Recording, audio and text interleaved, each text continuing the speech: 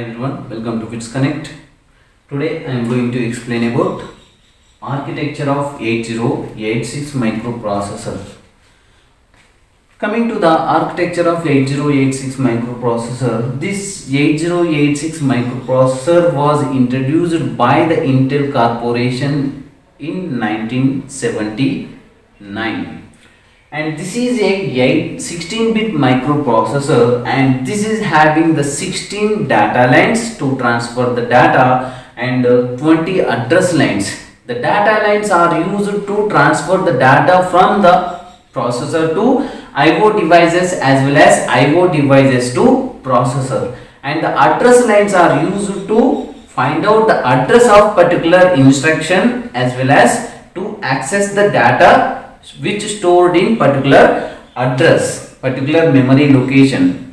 Okay, and coming to the architecture of 8086 microprocessor, the architecture mainly divided into two parts, that is execution unit and bus interfacing unit. Execution unit and bus interfacing unit. Coming to the bus interfacing unit, this will be works based on three different types, that is instruction pointers and sequential registers, segment registers, that is, and another one, that is the third one, instruction queue. Okay, coming to this bus interface unit, here these are the blocks we have inbuilt for the microprocessor. The instruction pointers points to the instruction to be fetched and executed, next, and it is a 16-bit register.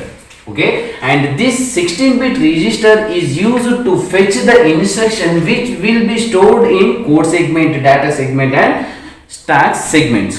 Okay, and after fetching the instruction, this will be used to execute the instruction, and that will be comes under execute unit. And coming to the segment registers, these segment registers are four types. Those are code segment, data segment and stack segment and extra segment.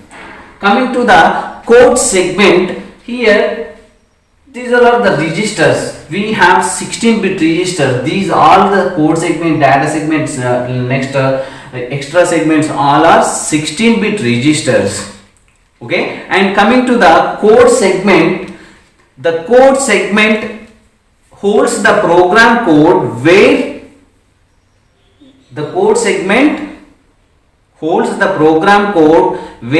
exactly the code segment starts. Okay, the code segment is used to start the code where the instruction is stored. And coming to the data segment, for example, when we are taking one example 1 2 3 4, and this is an data, and this is having like this is a 0 0 0 and 0 2 is equal to 0 0 1 0 and 3 is equal to 0 0 1 1 and 4 is equal to 0 1 0 0 4 4 4 4. That is a 16-bit segment, 16-bit instruction. Okay, and that is coming to the data segment, which holds the needed by the program. The data segment holds the data needed by the program address exactly, and this is comes under data segment. And coming to the stack segment, all the stacks will be stored in this stack segment. And coming to the extra segment, this is used to string instruction, the string instructions which are stored in extra segment, and these all are used to perform the special instructions. And coming to this already discussed, that is instruction pointers. And we have internal communication registers. We have different types of internal communication registers. All these will be comes in this internal communication registers. And coming to the instruction queue, the instruction queue is used to execute the instructions one by one. Okay, we have different types of instructions. Those will be passed to the internal control registers, and that will be passed by the Q bus. That is the instruction queue. That is a 8-bit instruction. And coming to the bus control logic. Bus control logic is used to transfer the data from the I/O devices to this processor, and this is basically interfaced with the system application devices, and that system application devices are used to transfer the data from the I/O devices to microprocessor. And address generation means whenever we are taking one instruction, that instruction having particular address, and as that address will be generated by this address generation. And the address bus is used to transfer holds the address of particular instruction. And the 16-bit data lines, are used to transfer the data from these all are the I/O devices to bus interfacing unit as well as the processor. And coming to the execution unit, the execution unit having different types of registers and pointers and temporary registers, ALU and flag registers. Okay, here we have instruction queue. The instruction queue which will be comes first, that will be connected by the internal control register, and this internal control register store the temporarily that instructions. Okay, and that will be passes to the ALU, that is arithmetic and logical unit, and these instructions will be stored in temporarily in internal control registers. And we already discussed that register is nothing but the group of flip-flops is called as registers.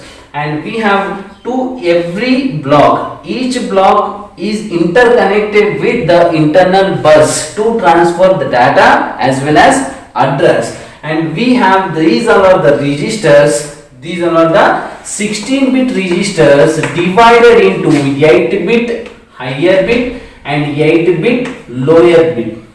Okay, and 8-bit higher register, 8-bit lower register. These are all the 16-bit registers divided into two parts, that is store the 8-bit higher data, 8-bit lower data. And this is nothing but accumulator register, that is AH and AL, accumulator lower register and accumulator higher register. And coming to this is B register, that is called as base register. Okay, base register higher and base register lower. And C is nothing but a counter register high, counter register low. And D register, that is data register. Okay, that is DH and DL. And we have the pointers, stop pointers and base pointer, index pointer and source index, destination index and source index. And these are used to store the stacks. All these stacks are stored in stack pointer and base pointers. And coming to the destination index, when we are performing particular task, the output will be stored in destination index. And coming to the source index, that is the input is stored in source index. Okay, and we have connected temporary registers are connected with the internal bus, and that is ALU. The ALU is used to perform the arithmetic and logical units, and those operations will be performed after that operation values will be stored in temporary register, as well as the temporary register transfer the bus, internal bus, and then the output will be collected by the input output devices. And these are the flags. The flags are used, these are the flags, these used as a temporary data storage elements and internal control register. Okay, so this is an architecture of 8086 microprocessor, and these are the blocks we have inbuilt for the 8086 microprocessor. and we don't have here the memory, that is random access memory and read only memory and timers and counters, because of those all are external for the microprocessor, and we will discuss later.